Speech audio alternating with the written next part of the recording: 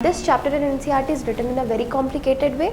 So with each lecture when I'll teach you, I'll tell you what portion of NCERT I have taught. Okay? In this particular chapter, I will not be following the sequence of NCERT. I'll be following a sequence which I myself have devised and which is the correct way to study biomolecules. And I will also at the end of the video, I will refer to the page numbers or topic numbers which I have covered in this video, right? So you will study according to that, and I hope you will not find it that difficult. Okay, so now let us start with biomolecules. So what is meant by biomolecules, right? Biomolecules come from two words.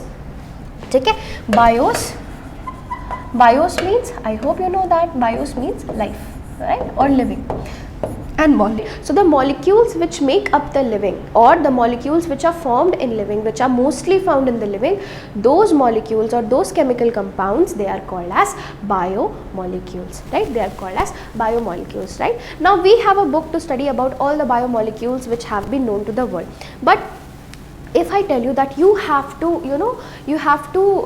give me an experimental proof of what are the things which make up the living, or what are the molecules which make up living, right? So how will you analyze the chemical composition of a cell or a tissue, of what biomolecules is that tissue or that piece of organ made up of? Okay, so your NCERT starts your chapter with this topic, right? So first topic is analysis of chemical composition, कि मैं कैसे जानूंगी कि ठीक है, मैं तो समझ गई बायोमोलिक्यूल्स होते हैं, बट क्या होते हैं, कौन कौन से चीज़ होते हैं जो ये बनाते हैं? कुछ भी आप ले सकते हैं, बिकॉज हर living organism, any cell will be made up of the same kind of biomolecules, ठीक है, सब सेम चीज़ का बना होगा, बट स्टिल एनसीईआरटी में नेम्ड है, इसलिए मैंने यहाँ पे पिक्चर डाल दी। आपका एनसीईआरटी क्या कहता है? Prefer you can take any living tissue, you can take any living organ, but for example let us take a liver tissue और अ पीस ऑफ वेजिटेबल, ठीक है, आपका एनसीईआरटी ये कहता है।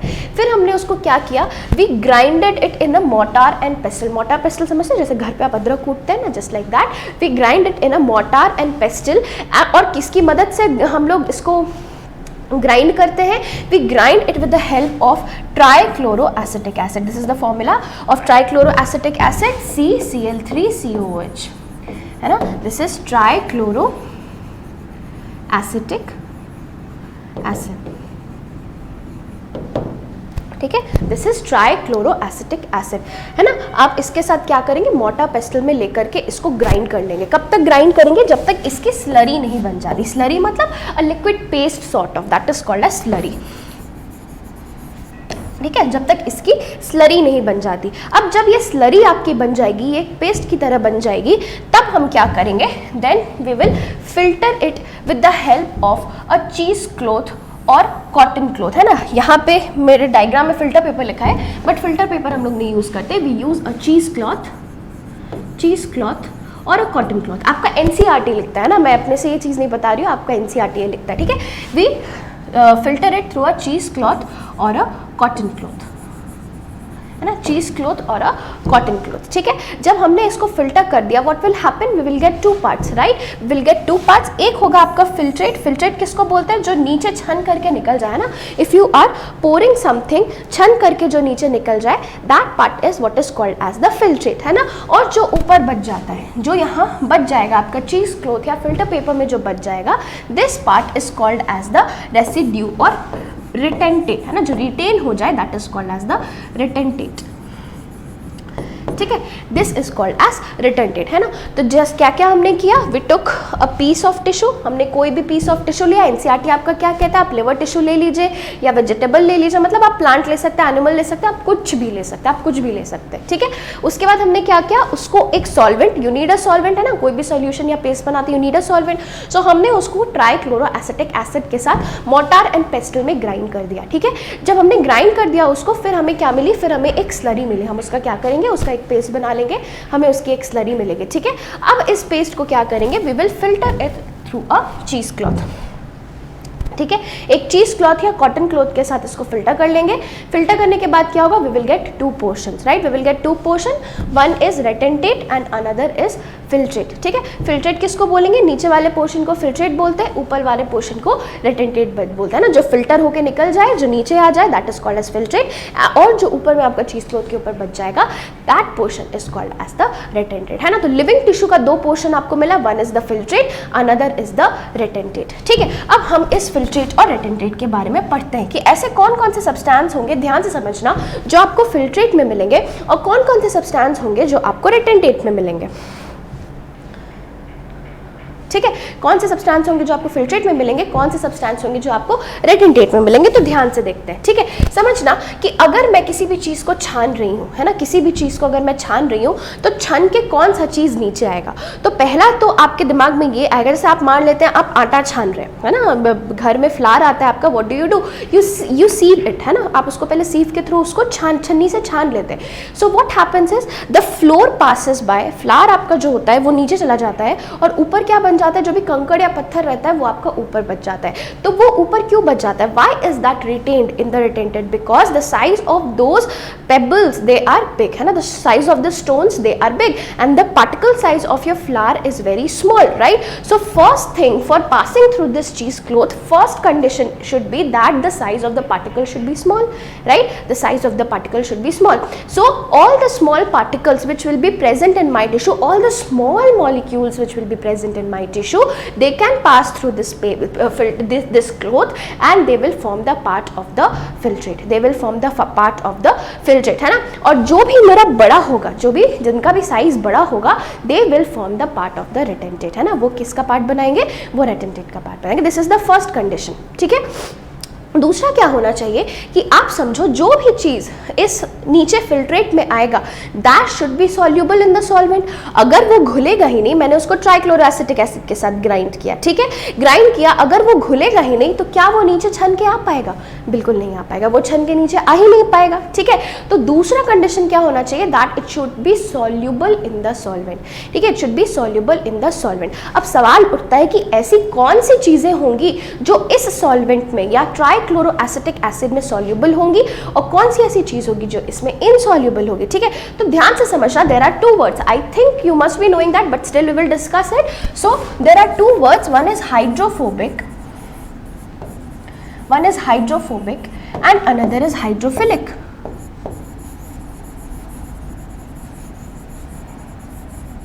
ठीक है, hydrophobic and hydrophilic. What do you mean by hydro? Hydro means water. Hydro means water. And phobic, phobic comes from the word phobia. Phobia का क्या मतलब होता है, डर, right?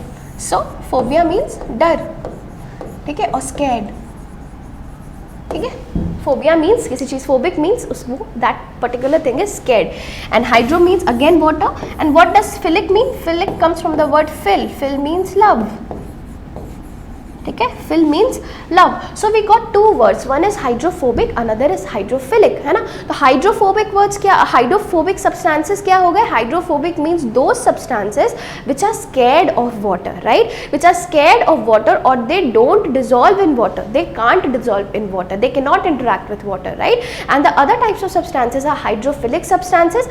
Hydrophilic means they are water loving substances or they can get easily dissolved in water.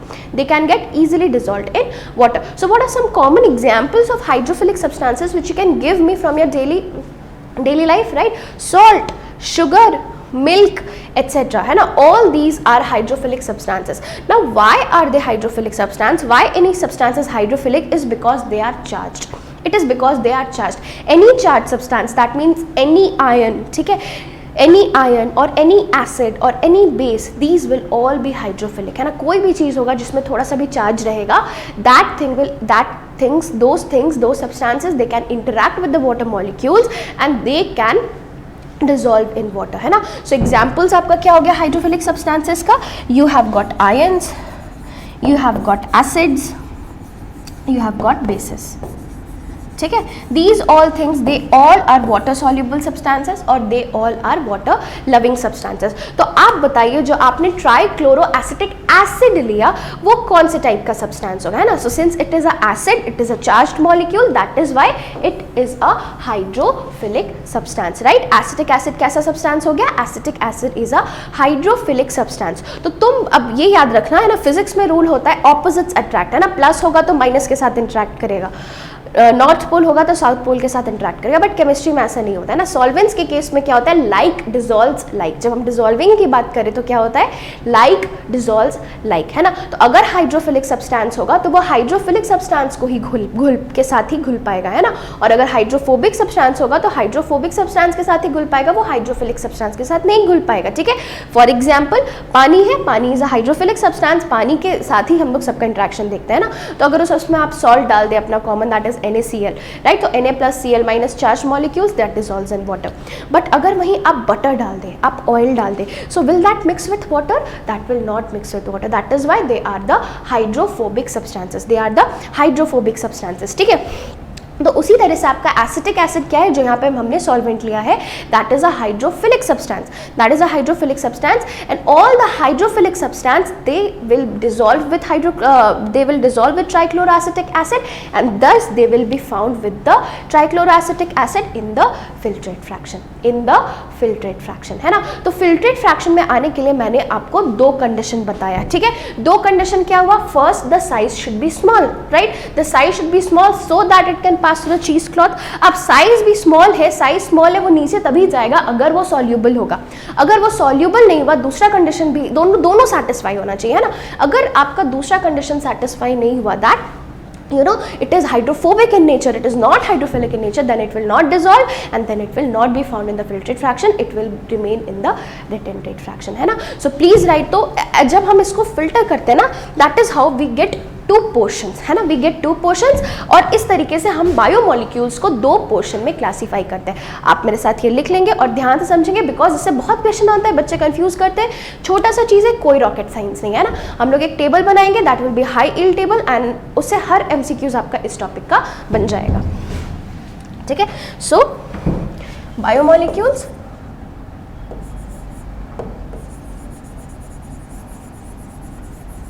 ठीक है। Biomolecules दो तरह के हो गए, है ना, दो तरह के हो गए। आप बताइए कौन कौन सा, एक आपका हो गया फिल्ट्रेट का पोर्शन, ठीक है, दूसरा आपका हो गया रिटेंटेट का पोर्शन, ठीक है। फिल्ट्रेट का पोर्शन हो गया और दूसरा हो गया रिटेंटेट का पोर्शन। फिल्ट्रेट पोर्शन कौन सा हो गया, जो आपका चीज क्लॉथ के थ्रू फिल्टर होके नीचे आ गया, that is the filtrate portion, और जो चीज क्लॉथ के ऊपर ही रह गया, दैट इज द रिटेंटेट पोर्शन, ठीक है। अब आप सोचना दूसरा कंडीशन, दूसरा हम इसको और क्या बुला सकते हैं, जो भी आपका फिल्ट्रेट फ्रैक्शन होगा, थोड़ा सा एक बार इसको इधर करते हैं, ठीक है। जो भी आपका फिल्ट्रेट का फ्रैक्शन होगा वो एसिड सॉल्यूबल होगा, बिल्कुल होगा ना, एसिड सॉल्यूबल सब्सटेंसेस होगा, तो इसको हम लोग एसिड सॉल्यूबल पूल या फ्रैक्शन भी कहते हैं। व्हाई, बिकॉज फिल्ट्रेट क्या है, filtrate is composed of trichloroacetic acid, इसलिए उसमें क्या होगा आपका एसिड सॉल्यूबल पूल, या उसको हम एसिड सॉल्यूबल फ्रैक्शन बुलाएंगे, ठीक है। So this is acid soluble pool और फ्रैक्शन, ठीक है, एसिड सॉल्यूबल पूल और acid soluble fraction. Just like that, what will retentate be, retentate will constitute acid in, let me write it with another colour, you will appreciate it better, है ना। This will be acid insoluble pool और fraction,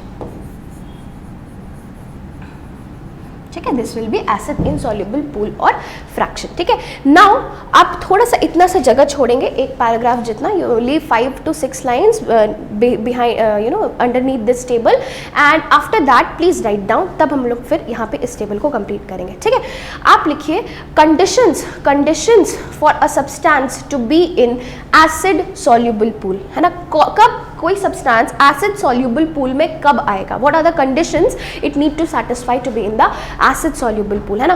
first condition आप लिखेंगे जो मैंने कहा आपको, ठीक है। फर्स्ट आप लिखेंगे that, let me write down the condition for you, ठीक है।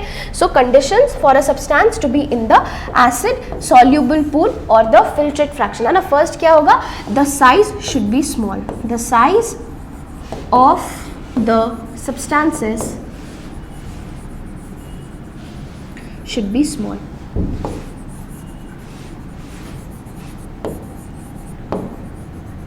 है ना, the size of the substances should be small. ठीक है, अब आप पूछेंगे मैम कितना छोटा होना चाहिए, कितना बड़ा होना चाहिए, तो आपका एनसीईआरटी बायोमोलिक्यूल्स को दो पार्ट में बांटता है, वो अभी हम उस चार्ट में लिखकर पढ़ेंगे। ठीक है, दो पोर्शन में बांटता है, one is bio micromolecule and another is bio macromolecule. ठीक है, अभी हम पढ़ेंगे। ठीक है, तो बायो माइक्रोमोलिक्यूल क्या हो गया, नाम से ही पता चला, माइक्रो मीन्स स्मॉल, है ना, so the small substances will be called as the bio micromolecules and the bigger biomolecules will be called as the bio macromolecules. ठीक है, अभी मैं बताऊंगी भी आपको। सो द सब्सटेंसेस और the bio micromolecules they you know, जैसे हम लेंथ को मीटर में मेजर करते हैं, हम वेट को किलोग्राम्स में मेजर करते हैं, वॉल्यूम को लीटर्स में मेजर करते हैं या ml में मेजर करते हैं, just like that the weight of biomolecules, the weight of biomolecules is measured in a unit called as Dalton's.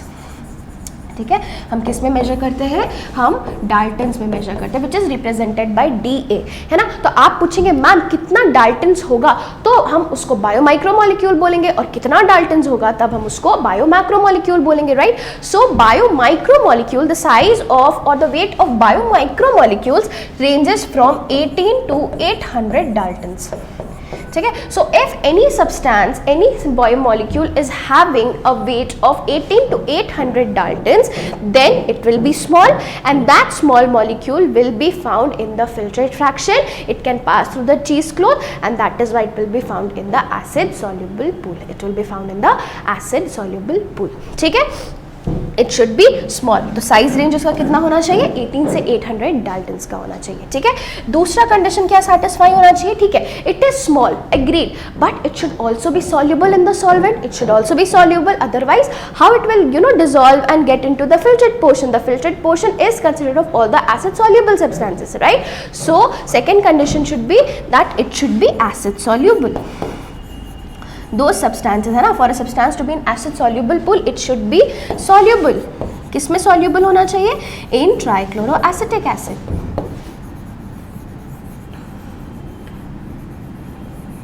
in trichloroacetic acid. ठीक है, ट्राइक्लोरोएसिटिक एसिड में कैसे सब्सटेंसेस बच्चों, कैसे सब्सटेंसेस इसमें घुल पाएंगे, the substances which are hydrophilic in nature, है ना, the substances which are hydrophilic in nature.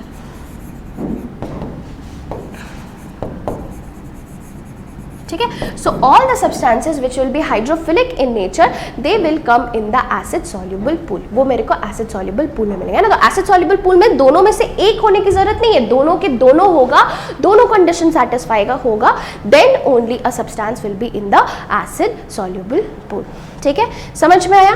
तो आप क्या समझे कि ये जो the biomolecules which are in the size range of 18 to 800 daltons, they are called as biomicromolecules. What are they called as? They are called as biomicromolecules. ठीक है, and the substances which are which are biomacromolecules, your NCERT says that the size of biomacromolecule it ranges from more than 10,000 daltons. The size range of biomacromolecules is more than 10,000 daltons. Okay, so now let us complete that table, है ना। आप ये मन है तो लिख सकते हैं,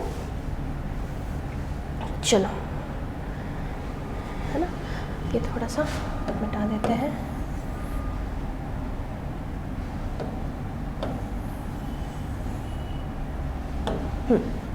है ना, तो एसिड सॉल्युबल फ्रैक्शन को हम फिल्ट्रेट बोलेंगे, या फिर और हम लोग क्या बोल सकते हैं, they can be called as bio micromolecules, है ना, बायो माइक्रोमोलिक्यूल्स।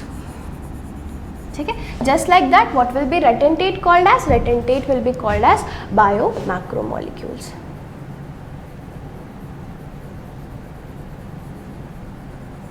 ठीक है, बायो मैक्रोमोलिक्यूल्स, है ना। इससे हमने क्या जाना, बायो माइक्रोमोलिक्यूल्स का साइज रेंज क्या होगा, it will be from 18 to 800 daltons।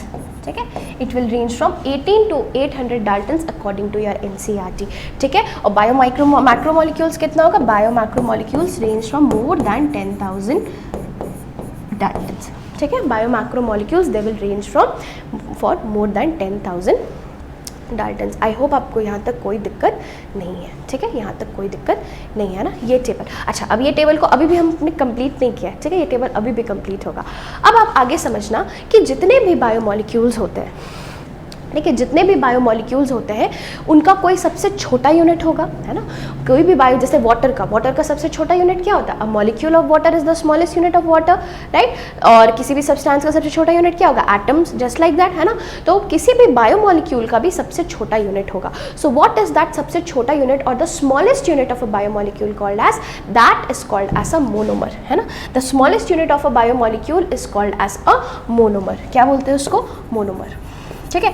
अब सबसे छोटा यूनिट है, मोनोमर है, तो तुम बताओ what it should be? It should be bio micromolecule और it should be bio macromolecule. तो आप कॉमन सेंस से बोलेंगे मैम इतना बड़ा बायोमोलिक्यूल है, उसका एक हम सबसे स्मॉलेस्ट यूनिट ले लेंगे तो वो तो छोटा हो गया ना। So by common sense that should be a monomer, ठीक है। तो यहाँ पे आपका और आप क्या लिख लेंगे? All the bio micromolecules which are monomers, है ना, मोनोमर्स। तो आप समझना कि मैं बायो माइक्रोमोलिक्यूल बोलूँ या मैं मोनोमर बोलूँ, इसका मतलब सेम है, ठीक है, इसका मतलब सेम है, ठीक है। और बायो मैक्रोमोलिक्यूल क्या हो जाएगा? बायो मैक्रोमोलिक्यूल बहुत सारे छोटे छोटे मोनोमर्स का बना होगा, है ना। बायो मैक्रोमोलिक्यूल कैसे बनेगा? वो क्या, जो भी आपका स्मॉलेस्ट यूनिट होंगे, जो भी आपका बायो माइक्रोमोलिक्यूल्स होंगे या मोनोमर्स होंगे, बहुत सारा मोनोमर्स साथ में एसोसिएट कर जाएगा और एसोसिएट करके बॉन्ड करके एक बड़ा सा आपका मॉलिक्यूल बनाएगा and that big bio macromolecule is called as a polymer, ठीक है। इसी को हम लोग क्या बोलेंगे? It will be called as a polymer, ठीक है। This is called as a polymer, है ना। तो आपको कोई भी क्वेश्चन आए, आपको ये समझना है कि एसिड सॉल्युबल पूल को हम लोग क्या बोलते हैं? Acid soluble pool is the filtrate fraction of the, is the filtrate fraction and it is bio micromolecules which ranges from 18 to 800 daltons and they are monomers. इसके साथ आपको एक और चीज क्या याद रखना है कि फिल्ट्रेट में जो भी सब्सटेंसेस होंगे they will all B hydrophilic, है ना, they will all B hydrophilic, ठीक है। सबके सब कैसे होंगे? हाइड्रोफिलिक होंगे, है ना। और जितने भी बायो मैक्रोमोलिक्यूल्स होंगे वो जरूरी नहीं है कि हाइड्रोफोबिक हो, बट अगर या तो अब मैंने क्या बोला था? दोनों कंडीशन सेटिस्फाई होना चाहिए, ठीक है, for being in the acid soluble fraction. What were the two statements? The statements was that it must be a bio micromolecule, that means the size range should be from 18 to 800 daltons and the second was that it should B hydrophilic, है ना। तो यहाँ पे आपका या तो bio macromolecules होंगे या फिर उनका नेचर कैसा होगा? दे विल बी हाइड्रोफोबिक, ठीक है, दे मस्ट बी हाइड्रोफोबिक, ठीक है, they must be hydrophobic. So these are the this is how we classify the acid soluble and acid insoluble pool. This is a very important chart. Why is it important chart? Because questions ऐसे आता है और questions आता है तो बच्चे बहुत confuse होते हैं, मैम ये किस पूल में रहेगा, ये किस पूल में रहेगा. तो आप एक ये टेबल बना लिए, अब इसमें से जो कंडीशन दोनों में सेटिस्फाई होगा आप उसको उस टेबल में डाल देंगे. ठीक है, अब हम लोग देखते हैं what are the different kinds of biomolecules which are present in both these fractions. ठीक है, so what are the 4 basic types of biomolecules, आप लोग बताइए मेरे को. ठीक है, आप बताइए, है ना. So the 4 basic, draw now let us draw a table. ठीक है, एक टेबल हम लोग ड्रॉ करेंगे और उस टेबल में हम उस बायोमोलिक्यूल का नाम लिखेंगे और उसके मोनोमर मतलब बायो माइक्रोमोलिक्यूल मतलब स्मॉलेस्ट यूनिट, एंड उसके पॉलीमर का नाम लिखेंगे. ठीक है, और उसको फिर क्लासीफाई करेंगे कि वो कौन से फ्रैक्शन में आपका आएगा. ठीक है, so write down, it is biomolecules. कितने बायोमोलिक्यूल्स होते हैं? There are 4 types of biomolecules, है ना. और बायोमोलिक्यूल्स इनके मोनोमर्स, ठीक है, और इनके पॉलीमर्स. ठीक है, इनके पॉलीमर्स. ठीक है, तो क्या क्या हो गए. ठीक है, सबसे फर्स्ट बायोमोलिक्यूल इज कार्बोहाइड्रेट. ठीक है, बचपन से पढ़ते आ रहे carbohydrates, they are also called as saccharides. ठीक है, इनको सैकराइड्स भी बोलते हैं. और सैकराइड मतलब क्या होता है? सैकराइड मतलब शुगर, है ना. शुगर क्या होता है? Any carbohydrate which is sweet in taste is sugar. ठीक है, शुगर तो आप जो नॉर्मली आप जो चीनी यूज करते हैं उसको शुगर बोलते हैं ना. क्यों बोलते हैं? Because that is a carbohydrate which is sweet in taste. ठीक है, एक हो गया कार्बोहाइड्रेट सैकराइड्स आपका. उसका मोनोमर को क्या बोलते हैं? That is called as monosaccharide. ठीक है, the monomer of carbohydrate is called as monosaccharide and polymer is called as polysaccharide. ठीक है, polysaccharide. Next, second is proteins, है ना. Proteins are also called as peptides. Proteins को हम क्या बोलते हैं? Proteins are also called as peptides. ठीक है, पेप्टाइड्स। मोनोमर को क्या बोलेंगे, मोनोपेप्टाइड, बिल्कुल नहीं, है ना। आप जब याद करेंगे क्लास 10 थोड़ा सा, है ना, आई नो कोरोना था बट आप लाइफ प्रोसेसेस तो जरूर पढ़ के एग्जाम दिए होंगे। So what was protein broken down into your digestive system, digestive system में प्रोटीन को किसमें ब्रेक डाउन किया जाता है, that is amino acid, right. So the monomers of proteins are amino acids, ठीक है, अमाइनो एसिड्स, ठीक है। और इसके पॉलीमर को हम लोग क्या बोलते हैं, इट इज प्रोटीन, प्रोटीन ही कहते हैं, या फिर हम इसको पॉलीपेप्टाइड चेन कहते हैं ना, पॉलीपेप्टाइड, पॉलीपेप्टाइड, ठीक है। नेक्स्ट, ठीक है, थर्ड बायोमोलिक्यूल, है ना, 4 बायोमोलिक्यूल होता है हमारा। Third biomolecule that is lipid, है ना। लिपिड्स क्या होता है, lipids are hydrophobic in nature, है ना। Fats and oils together comprise lipids, ठीक है, फैट्स, ऑयल्स प्लस वैक्सेस, ठीक है, दीज टुगेदर कंप्राइज लिपिड्स, ठीक है। अब लिपिड्स क्या होता है, आपका एनसीईआरटी इसको कहता है lipid is not a strict bio macromolecule, है ना। और लिपिड का as such, you know, monomer और पॉलीमर भी इतना अलग अलग नहीं होता है, तो आप इसमें क्या करेंगे, इसको मिटा करके ऐसे साथ में लिख देंगे लिपिड के लिए, ठीक है, लिपिड के लिए केवल ये मिटा के साथ में लिख देंगे, है ना। तो आप पूछेंगे मैम लिपिड किस किस चीज़ को हम लोग लिपिड बोलते हैं, ठीक है। तो लिपिड आप बोल सकते हैं सबसे पहले एक फैटी एसिड को, ठीक है, फैटी एसिड को कह सकते हैं, और फैटी एसिड हो सकता है आपका ग्लिसरॉल हो सकता है, ठीक है। फैटी एसिड और ग्लिसरॉल रिएक्ट करके आपका ग्लिसराइड्स बना सकता है, ठीक है। इसके अलावा आपका कंपाउंड लिपिड्स हो सकते हैं, कंपाउंड लिपिड्स, ठीक है, and there can be derived lipids, ठीक है, derived lipids. Will study about lipids in detail, बस अभी के लिए इतना समझना है। आपका एनसीईआरटी कहता है that lipids are not strict biomolecules, lipids are not strict bio macromolecules, है ना, वो बायो मैक्रोमोलिक्यूल्स नहीं होता है। समझना क्यों इनको ऐसे एनसीईआरटी बोल रहा है, because the size of lipids is less than 10,000 Dalton's, है ना। साइज रेंज लिपिड्स का क्या होता है, it is less than 10,000 Dalton's.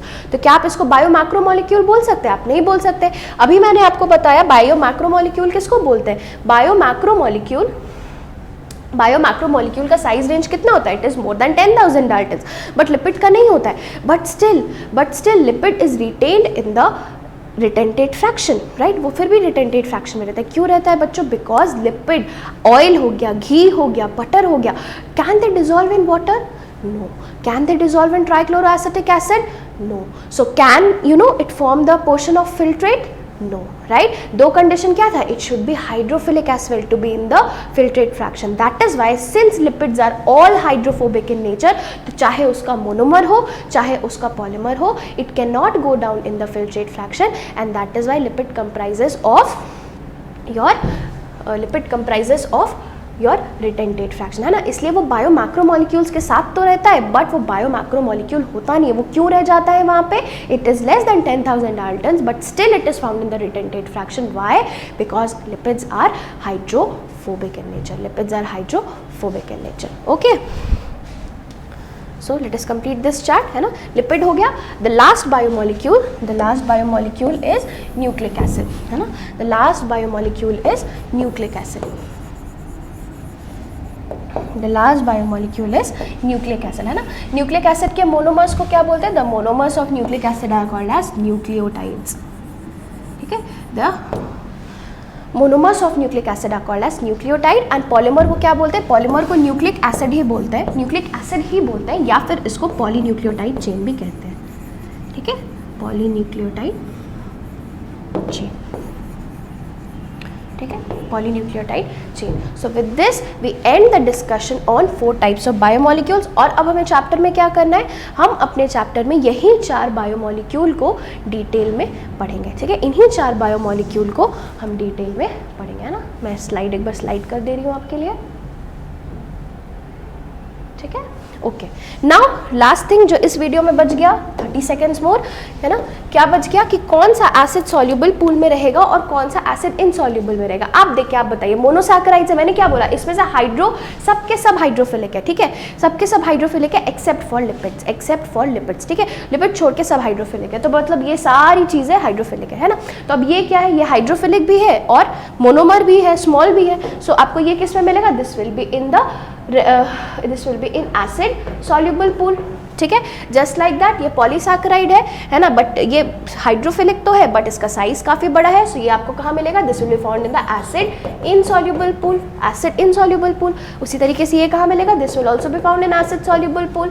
Again protein और polypeptide chain is big bio macromolecule, it will be found in acid insoluble pool, ठीक है। अब लिपिड्स के ऊपर आते हैं। लिपिड्स आपका स्ट्रिक्ट बायो मैक्रोमोलिक्यूल नहीं है, उनका साइज रेंज कम है, वो छोटे भी होते हैं, but still they will be found in acid insoluble pool. Why? Because they are hydrophobic.